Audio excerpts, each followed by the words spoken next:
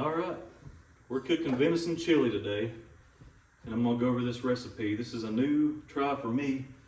I had a great venison recipe for chili a couple years ago when I first started trying it, and I had a link on my phone, and that link disappeared.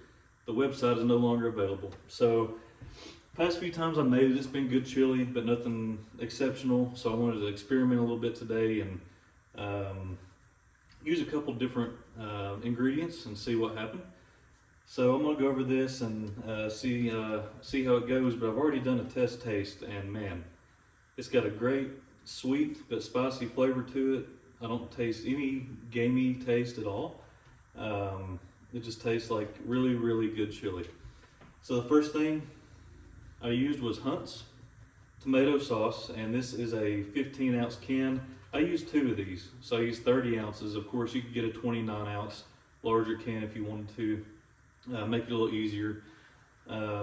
Second thing, red kidney beans. I used 2 cans of the 15-ounce of these, 1 can of the black beans.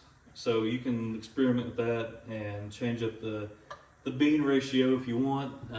So that was a total of 45 ounces of beans. I think it adds just the right amount for 2 pounds of venison myself. And of course, if you like black beans more, you can shade more to that side, but I like the red kidney beans, so that's why I use 30 ounces of that. Next ingredient, which I've never used before, brand new for my chili, is the Worcestershire sauce. Never thought that I would see that in chili. It may be common, I didn't know about it. So I saw a recipe today with that in it, and I thought, man, I love Worcestershire on everything. So let's put it in the chili, and it, tastes great. Next 2 items were minced garlic and minced onion. And of course you can use a real onion cut up if you want some bigger chunks of onion in your chili. It really doesn't matter to me. I prefer just meat and beans for the most part, but what I did was I didn't measure these out. I took them and kind of spread them across the top of the crock pot with the beans and the meat and the sauce and everything in there, and then just mixed it in. Chili powder. This was actually 2 tablespoons of chili powder, so quite a bit. It looks like a lot while you're putting it in the crock pot, but it does the job. And then ground cumin. With the cumin, it was 1 tablespoon, so still a pretty decent amount of cumin in there. Paprika was next. With the paprika, that was 1 teaspoon, so a little bit less. Of course, it's got a good kick to it. You don't want to overdo that, but that will bring out some good spice to it.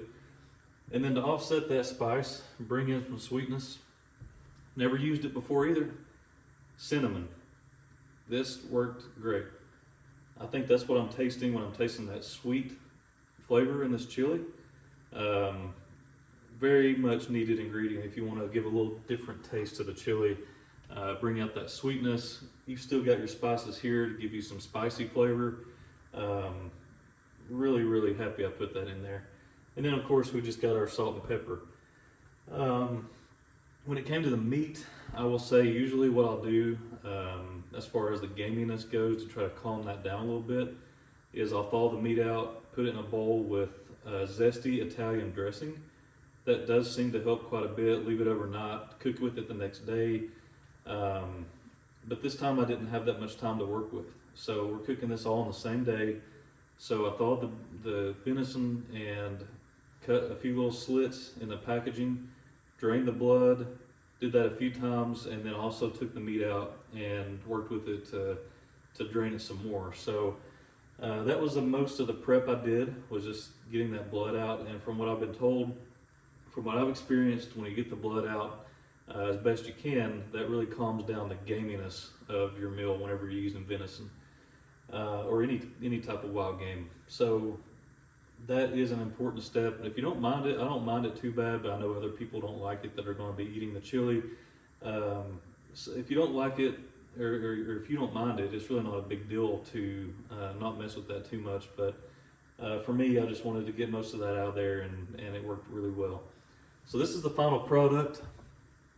Tastes amazing. As you can see, I've got a good mixture of beans. I've got a good mixture of meat in there. Nice and soupy. And we'll run down through here again just to give you a closer look of our ingredients.